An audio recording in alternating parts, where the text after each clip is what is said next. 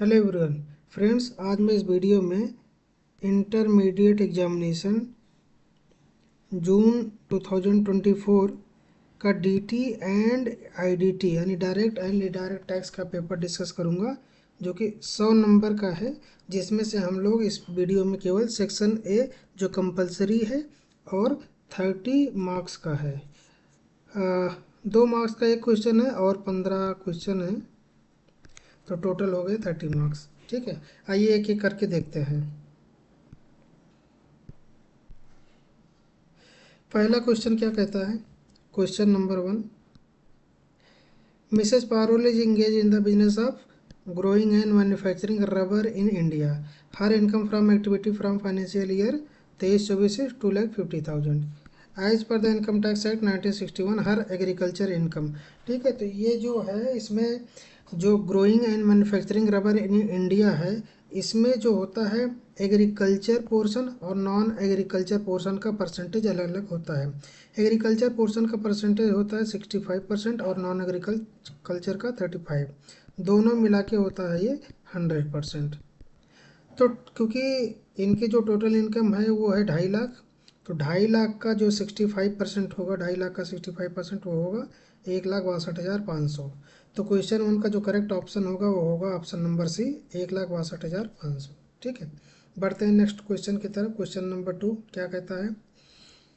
Question number 2, Ganesh जिनकी age है 45 years, employed in Morse limited, has received children education allowance. ठीक है, कितना? ₹2000 पर month. He has 3 school going children. How much of education allowance is taxable? यहाँ पे ध्यान देने वाली बात क्या है कि क्वेश्चन में हमसे क्या पूछा गया है कि इसमें से टैक्सेबल जो इनको चिल्ड्रन एजुकेशन अलाउंस मिल रहा है, उस अलाउंस में से कितना टैक्सेबल होगा। ठीक है, तो जो टोटल मिल रहा है उसमें से अगर हम एग्जेम्पशन वाले पोर्शन को माइनस कर देंगे तो टैक्सेबल कितना होगा, ये पोर्शन अपने को निकल के आ जाएगा।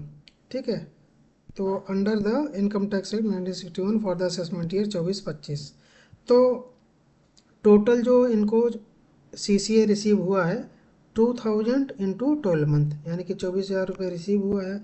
Exemption as per income tax कितना है? 100 रुपये पर चाइल्ड में अप टू मैक्सिमम 2 चाइल्ड। तो 100 रुपये 12 मंथ का, 12 मंथ के, और 2 बच्चों के लिए छूट मिल जाएगी, यानी कि 2400। तो 24,000 में से 2400 माइनस कर देंगे एग्जेम्पशन का, तो 21,600 ये जो निकल के आएगा, ये निकल के आएगा टैक्सेबल पोर्शन। और यही हमसे इस क्वेश्चन में पूछा गया था। तो ऑप्शन जो होगा ऑप्शन नंबर सी, 21,600, ये करेक्ट ऑप्शन रहेगा क्वेश्चन नंबर 2 में। बढ़ते हैं नेक्स्ट क्वेश्चन की तरफ। क्वेश्चन नंबर 3 क्या कहता है? Question number 3, R acquired an asset for ₹5,22,000 which includes ₹72,000 as GST for which। ठीक है, 5,22,000 है जिसमें जीएसटी शामिल है 72,000 का, और for which R has claimed ITC, इस 72,000 का आईटीसी ले लिया है आर ने। The actual cost of acquisition to be included in the block of asset under income tax act for the assessment year 24-25, ये कितना होगा, ये पूछा गया है।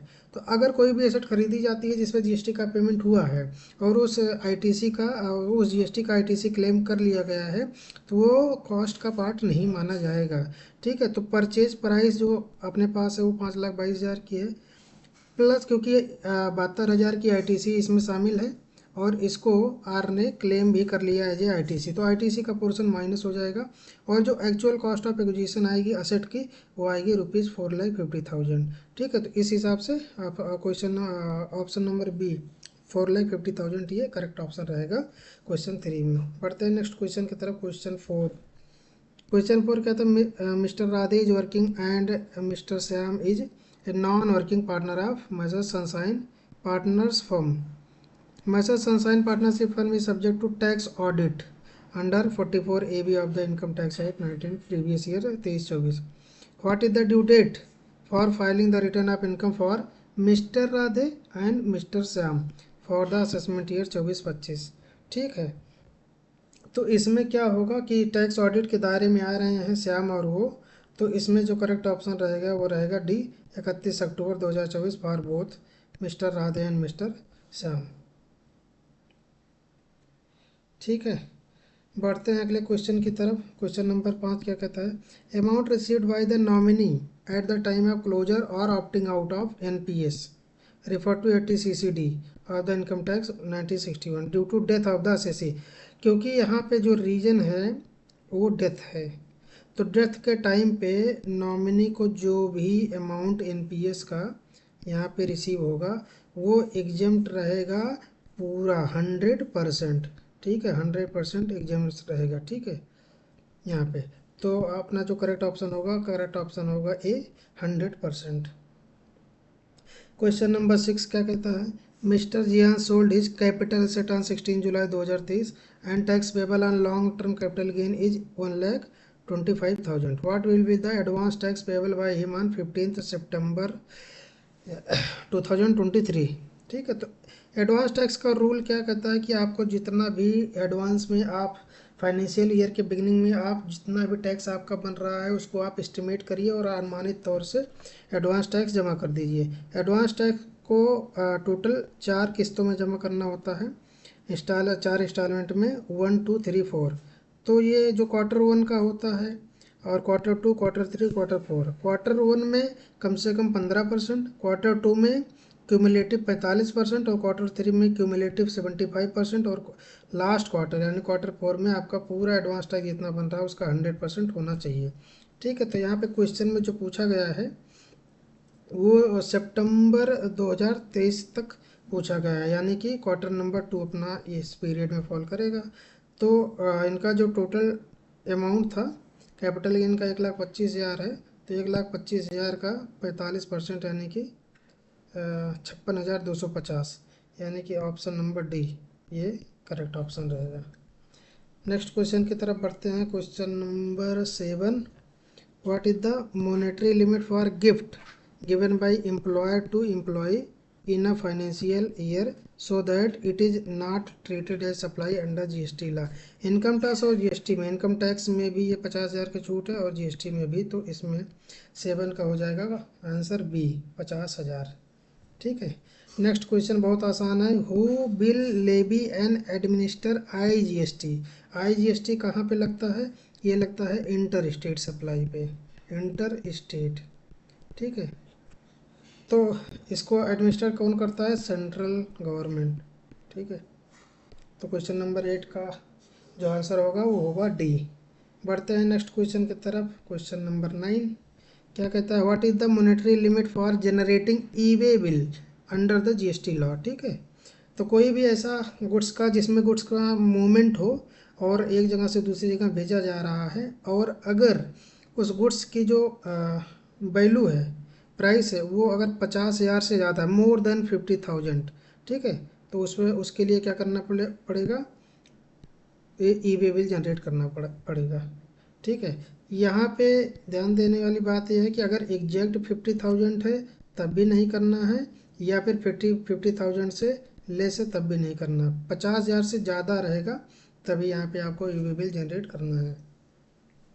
बढ़ते हैं नेक्स्ट क्वेश्चन की तरफ। Question number 10, which of the following statement is incorrect, यानी कि इसमें से 3 करेक्ट है और एक इनकरेक्ट है। ठीक है, तो power to levy GST on alcohol for human consumption remains with the state government. ये क्या है, यही अभी क्या है, क्योंकि जीएसटी लगा अल्कोहल, ये अल्कोहल फॉर ह्यूमन कंजम्पशन, इस पर अभी जीएसटी एप्लीकेबल नहीं है और स्टेट गवर्नमेंट के पास अभी पावर नहीं है। बाकी 3 स्टेटमेंट इसमें सही हैं, ये सही है, ये सही है और ये सही है।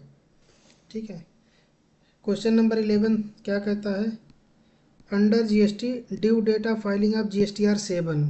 ठीक है, return for authorities deducting tax at source, इसकी जो डेट होती है वो फॉलोइंग मंथ का 10th होता है, 10 तारीख तक ये करना रहता है, यहाँ पे जीएसटीआर 7 फाइल करना रहता है।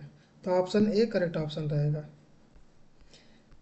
बढ़ते हैं नेक्स्ट क्वेश्चन की तरफ। ये क्वेश्चन जो है थोड़ा सा बड़ा है और ये है चेंज इन रेट। रेट अगर चेंज हो रहा है तो जीएसटी की एप्लीकेबिलिटी कैसे होगी ओल्ड रेट और न्यू रेट के बीच में। आइए देखते हैं। Mister Raja supplied machinery to mister Ranka on 28 July 2023। 28 जुलाई एक डेट हो गई। The applicable rate of GST on that day, उस दिन कितना था जीएसटी का rate 12%। With effect from 1 August, 1 अगस्त से जीएसटी का रेट हो गया इसी मशीनरी पे रिवाइज होकर 18%। ठीक है। अब mister Raja issued an invoice for the sale of that machinery to mister Ranka 4 अगस्त 2023 को, और he receive the payment for the same on 10 अगस्त, पेमेंट उनको 10 अगस्त को मिला। अब यहाँ पे पूछा गया टाइम ऑफ सप्लाई क्या माना जाएगा और अप्लीकेबल रेट ऑफ जीएसटी इस केस में। ठीक है। तो चेंज ऑफ रेट के केस में जो होता है, अगर दो इवेंट रेट चेंज होने के बाद में है तो उसमें से लिया जाएगा, अगर दो पहले हैं तो पुराना रेट लगेगा, अगर चेंज ऑफ रेट के दो इवेंट बाद में हैं। अब यहाँ पे 28 जुलाई को तो सप्लाई हो गया जिसमें जिस दिन 12% का रेट था, और चेंज जो रेट में चेंज हुआ है वो हुआ है कब, 1 अगस्त को। अब 1 अगस्त के बाद इनवाइस भी बाद में जारी हुआ है और पेमेंट भी आया है बाद में। इनवाइस जारी हुआ 4 अगस्त को, जबकि यहाँ पे 10 अगस्त को पेमेंट आया है। तो क्योंकि इस केस में इनवाइस भी बाद में है और पेमेंट भी बाद में आया है, तो यहाँ पे जो लगेगा वो लगेगा न्यू रेट, यानी कि 18% का रेट हुआ। ठीक है। तो इस हिसाब से ऑप्शन नंबर बी 4 अगस्त 2023 ये इनका डेट रहेगा और 18% की एप्लीकेबिलिटी रहेगी। ठीक है। क्वेश्चन नंबर 13 क्या कहता है, a credit note is issued by supplier, और किस लिए, क्योंकि फॉर रिड्यूसिंग द टैक्स या टैक्सेबल वैल्यू को कम करने के लिए। ठीक है। तो ऑप्शन नंबर बी 13 में सही रहेगा। क्वेश्चन नंबर 14 देखते हैं। क्वेश्चन नंबर 14 और 15 अब ये कस्टम का है। On which the following values IGST can not be levied under custom tariff act 1975। ठीक है। तो किस पे नहीं लगता है, basic custom duty plus compensation cess, इस पे नहीं थे, इसमें option number C correct option रहेगा। फिर देखते हैं last question, question number 15। Under the custom tariff act 1975 safeguard duty shall be cease to have effect on the expiry of 4 years unless revoked earlier from the date of its imposition. However, the central government may extend the period of levy to 10th year। ठीक है, 4 साल और 10 साल। तो option number B इसमें correct option रहेगा। तो इस पूरे पेपर को एनालिसिस करने के बाद ये पता चला कि इसमें टोटल 15 क्वेश्चन में से 6 क्वेश्चन जो पूछे गए वो डीटी से थे, 7 क्वेश्चन थे जीएसटी से और 2 क्वेश्चन थे कस्टम से। तो ये टोटल 15 क्वेश्चन थे हमारे जो जून 2024 में पूछे गए हैं। ठीक है। तो इस वीडियो में ये पेपर डिस्कस करना था और हम लोग फिर मिलते हैं किसी और वीडियो में। तब तक के लिए थैंक यू सो मच।